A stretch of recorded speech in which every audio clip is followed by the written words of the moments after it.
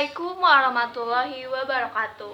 Halo semuanya, perkenalkan saya Dea Zakiatun Anissa dengan NIM 2001433 dari Program Studi Pendidikan Ekonomi kelas 3A.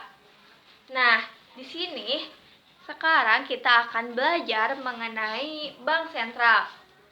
Nah, untuk materi Bank Sentral ini menggunakan model ekspositori dengan metode ceramah dan juga tanya jawab.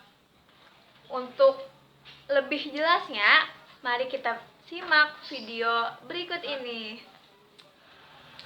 Assalamualaikum warahmatullahi wabarakatuh. Halo anak-anak, gimana nih kabarnya? Semoga kita semua selalu diberi kesehatan ya. Amin.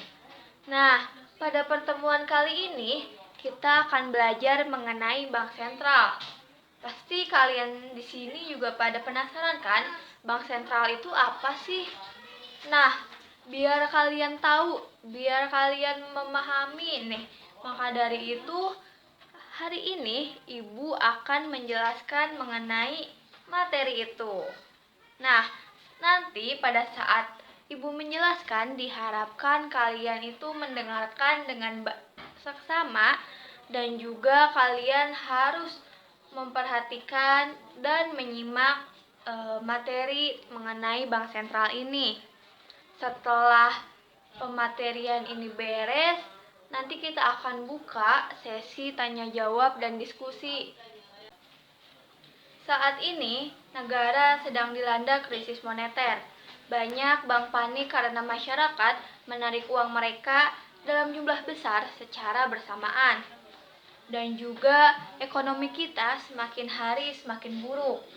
Melihat kondisi terkini di lapangan, nilai tukar mata uang negara kita semakin melemah. Defisit akhiran kita semakin meningkat karena impor kita meningkat. Mudah-mudahan masyarakat tidak panik ya anak-anak, karena banyak dari mereka itu berbondong-bondong mengambil uangnya di bank maupun di ATM. Lalu, bagaimana langkah yang bisa kita tempuh untuk kondisi seperti ini? Ternyata Bank Sentral memiliki peran penting loh untuk permasalahan yang tadi. Jadi begini, setiap negara memiliki bank sentral. Menurut kalian di Indonesia itu apa sih nama bank sentralnya? Iya, betul. Ternyata di Indonesia yang dijadikan sebagai bank sentral adalah Bank Indonesia atau yang biasa kita singkat BI. Sebagai bank sentral di Indonesia, BI merupakan lembaga yang independen. Maksudnya, dalam melaksanakan tugas dan wewenangnya, BI bebas dari campur tangan pemerintah maupun pihak manapun. Nah, jadi Bank Sentral adalah lembaga yang bertanggung jawab atas kebijakan yang berkaitan dengan keuangan atau kebijakan moneter di negara tertentu. BI dapat diartikan sebagai lembaga yang bertanggung jawab untuk menstabilkan harga maupun nilai mata uang. Kantor perwakilan BI sendiri sudah tersebar baik di dalam maupun di luar negeri. Menurut Undang-Undang Republik Indonesia tahun 2004 nomor 3 pasal 7, BI memiliki tujuan tunggal nih anak-anak, yaitu mencapai dan memelihara kestabilan nilai rupiah.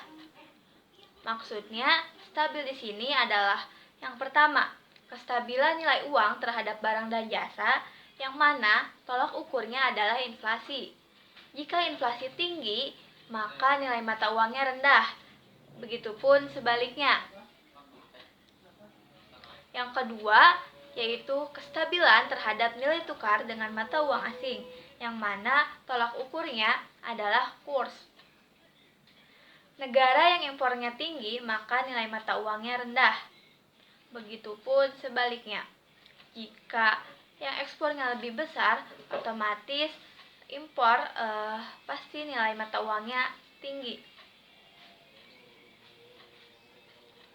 Bank sentral tidak bertujuan untuk memaksimumkan profit, melainkan untuk mencapai tujuan tertentu, seperti mencegah kegagalan perbankan maupun bukan perbankan. Yang kedua, menjaga kestabilan tingkat harga hingga akhirnya pada tingkat pertumbuhan ekonomi. Nah, baik anak-anak, sekarang sudah mengerti ya bahwa bank sentral sangat penting karena bank sentral bertanggung jawab atas kebijakan yang terkait dengan keuangan maupun moneter suatu negara. Tujuannya tidaklah lain untuk memelihara kestabilan nilai mata uang terhadap barang dan jasa maupun terhadap nilai tukar. Selain itu, bank sentral juga mengatur dan mencegah terjadinya bank panik, seperti ilustrasi di awal tadi. Fungsi bank sentral.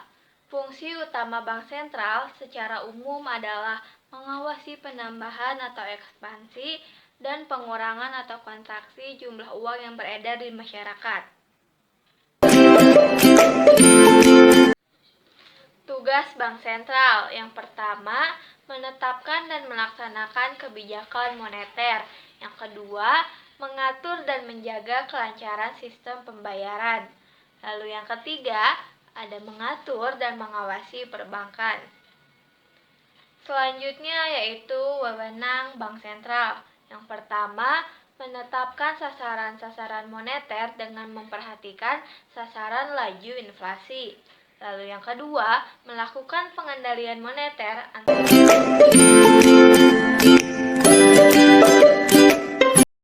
Baik anak-anak, materinya sudah selesai nih. Sekarang kita lanjutkan saja ke sesi tanya jawab dan diskusi. Boleh kepada yang ingin bertanya, dipersilakan.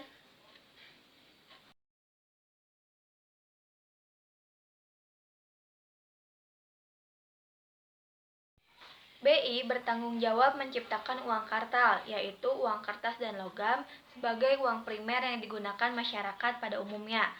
Sementara itu, lembaga perbankan dan keuangan lainnya berdasarkan uang primer yang dimiliki bisa menciptakan uang sekunder seperti deposito berjangka, tabungan, dan giro.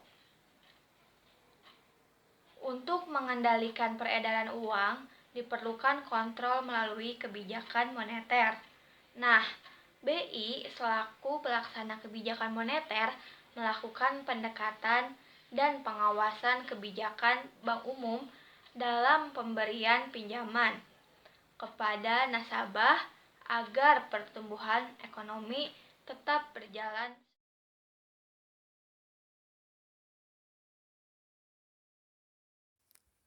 Fungsi yang pertama yaitu agent of trust. Fungsi ini menjadikan bank sebagai pembawa kepercayaan. Hal ini merupakan fungsi paling dasar dalam dunia perbankan.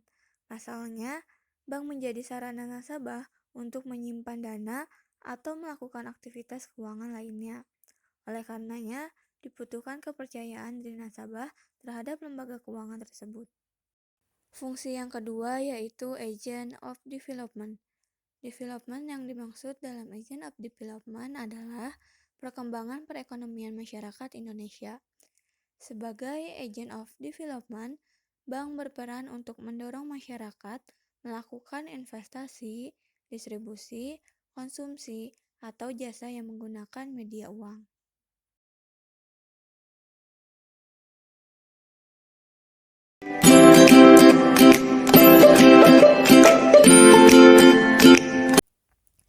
Jadi, dapat disimpulkan bahwa bank sentral adalah lembaga keuangan yang pada umumnya dimiliki pemerintah yang bertugas untuk mengatur kestabilan badan-badan keuangan serta menjamin agar kegiatan badan-badan keuangan tersebut dapat menciptakan tingkat kegiatan ekonomi yang tinggi dan stabil.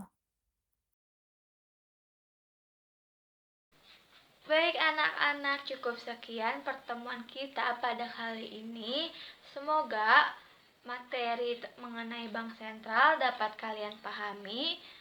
Dan jangan lupa kita bertemu lagi di pertemuan selanjutnya. Dadah.